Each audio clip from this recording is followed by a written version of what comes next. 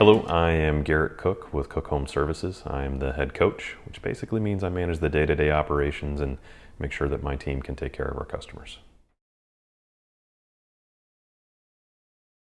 So our different types of plumbing work that we provide at Cook Home Services, typically we have our, traditional water appliances, whether that's your water heaters, sump pumps, sewage grinder pumps, any type of thing like that we provide. We also do faucet replacement, tub and showers. We do bathroom remodels to where we come in and take your existing bathroom and just kind of freshen it back up, replace all those water appliances that we use in the home.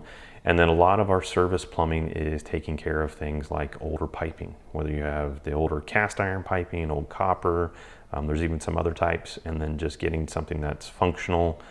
Same thing with your waterline piping. Again, kind of making sure that part of your home works well.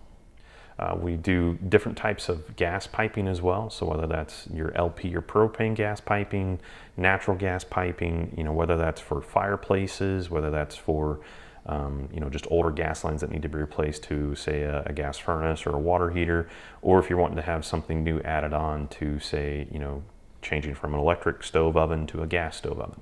We do all those types of work as well.